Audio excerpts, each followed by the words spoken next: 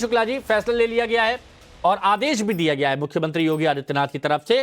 मंशा साफ है, स्पष्ट है कि जिसको भी जो भी मिले वो शुद्ध मिले। शुद्ध के लिए ये युद्ध जो शुरू हुआ है, क्या कहेंगे इस पर? देखिए, निश्चित रूप से लगातार शिकायतें मिल रही थी, वीडियोस पब्लिक डोमेन में है कि किस तरीके से एक तो होता है मिलावट करना और एक तमाम प्रकार के वीडियोस पब्लिक डोमेन में है, थुक लगाकर मानव अपशिष्ट मिलाकर खाद्य पदार्थों को ग्राहकों को देना। तो राज्य का दायित्व है कि जो भी ग्राहक दुकान तक जाता है उसको उसके आस्था के अनुसार शुद्धता से और जो मानक है केंद्र सरकार का उपभोक्ता विभाग का, उसके अनुसार ग्राहक को उपभोक्ता को चीजें मिले।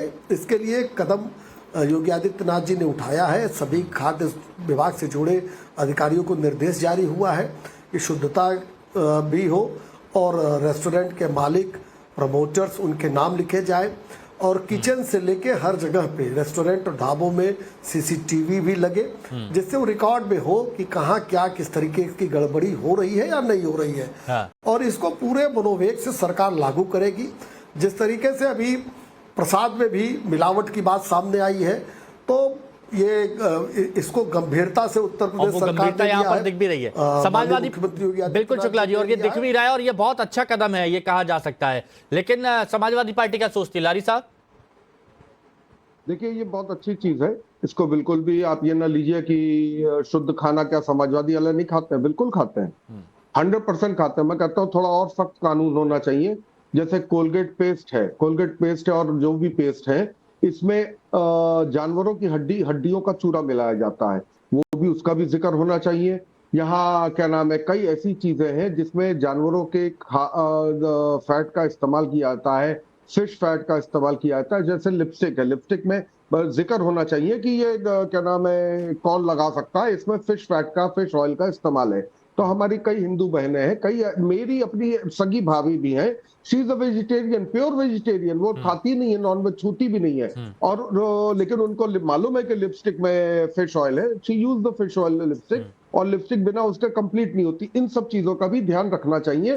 पेस्ट वगैरह है उसमें भी ये चीज ध्यान रखना चाहिए। दूसरा, दो कदम और आगे बढ़ना। मिलावट एक सुन कर लीजिए सर। मिलावट की बात रही तो मिलावट तो इतनी है कि कुछ लाख लीटर दूध प्रोड्यूस हो रहा है और कई लाख लीटर दूध की सप्लाई हो रही है। मिलावट ये भी हो रही है।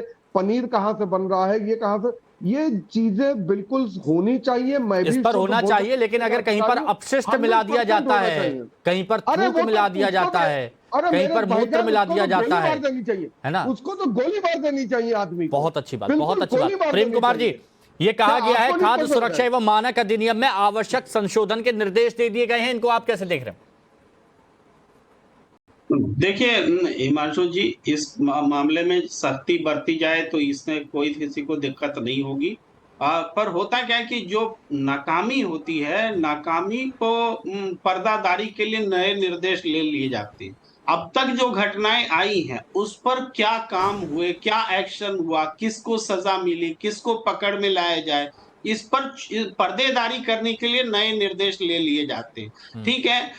और ये पूरे देश में, सिर्फ उत्तर प्रदेश का मामला नहीं है, ऐसी चीजें हो रही। दो तरह से चीजों को देखिए, एक वो शरारती घटना जिसमें कि थूक लगाना वगैरह शामिल है, और दूसरा जो संगठित तरीके से कारोबार किया जाता है मिलावट करके।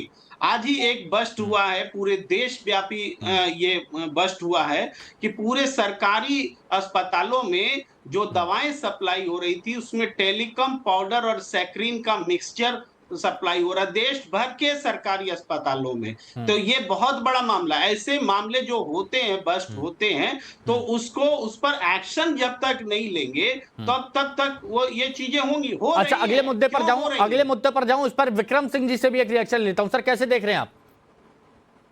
हिमांशु जी, हमारे विद्वान पैनलिस्ट आज पहली बार मैं देख रहा हूं कि सब एक राय एक मत है, और मैं बिल्कुल सहमत हूं। अगर व्यक्तिगत मेरा हो, मैं पूरी तरीके से मैं जनाब तारिक साहब के साथ हूं, लेकिन मैं वही कहूंगा कि इनमें आजीवन कारावास का प्राविधान तो होना ही चाहिए। और वो सजा, वो चाहे तिरुपति में लड्डू का केस हो या चाहे जगह जगह जहां पर मल मूत्र आदि सब डाला जाता है, इनके ऊपर आजीवन कारावास का प्राविधान होना ही चाहिए। जो बात लिपस्टिक की है, हाँ। टैल्कम पाउडर की, दवा की है, उसमें भी यही प्राविधान होना चाहिए। बिल्कुल सही कहा। सौरभ मालवीय जी, आपकी नजर में ये कैसा है फैसला? निश्चित तौर पर यह स्वागत योग्य कदम है योगी सरकार के द्वारा, लेकिन हमें समझना होगा कि आखिर मानव समाज में, मानव सभ्यता में, जहां पर मानवता को शर्मसार करने